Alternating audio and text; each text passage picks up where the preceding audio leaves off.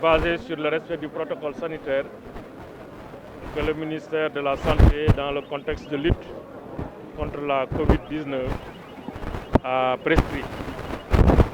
Je rappelle qu'il est indispensable dans les gares routières de porter le masque qui est obligatoire pour les passagers, qui est obligatoire pour le conducteur, pour tout le temps du trajet.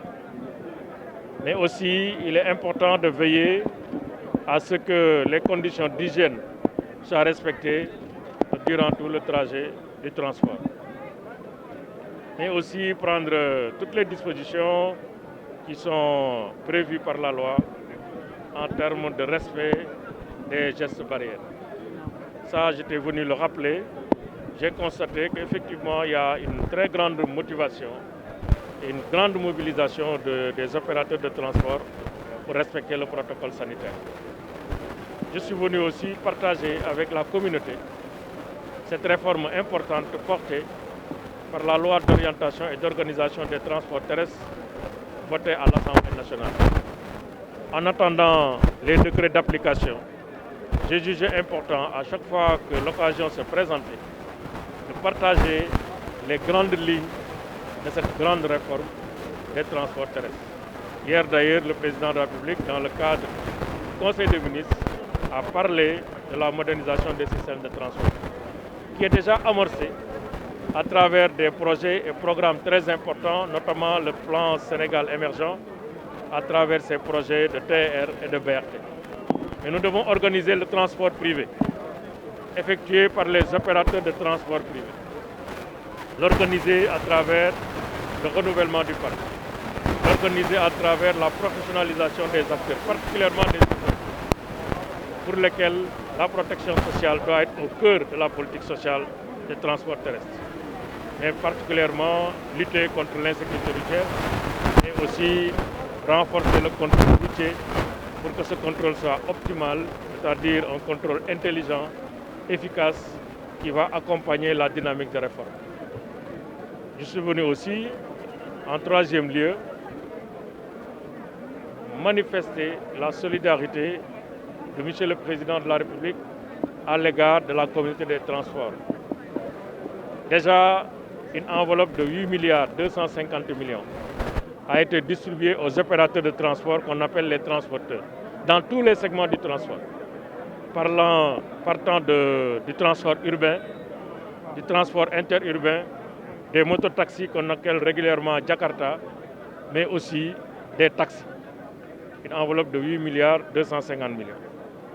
En sus de cette enveloppe, presque 1 milliard de francs CFA, équivalent de 14 400 kits alimentaires, ont été dédiés aux chauffeurs cette fois-ci. Les chauffeurs qui n'ont pas été pris en charge dans l'enveloppe financière. C'est dire donc qu'ici à Thiès, nous avons dans la région 2885 chauffeurs qui bénéficient de kits alimentaires. Le nombre de kits total pour la région de Thiès est 2885 kits en raison de 66 000 francs par kit. Et pour Thiès, pour Mbour et pour Tivaouane, donc les trois départements. Et donc ici, l'argent qui a été distribué aussi pour la région de Thiès, pour les gares routières, 67 millions de francs CFA, le département de Thiès, 26 millions, la commune de Thiès, 10 millions. Merci. 10 millions de francs CFA a été distribué aux gares routières de Thiès. Dans le département de Thiès, 26 millions de francs CFA.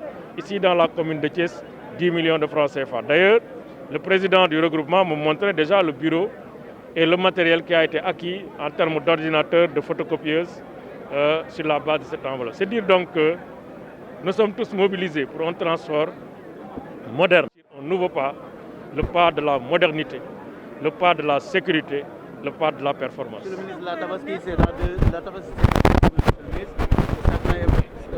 des tracasseries sur la route.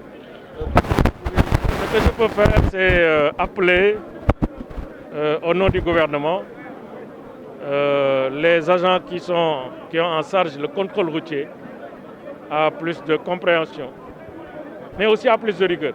Il faut allier la fermeté avec la souplesse.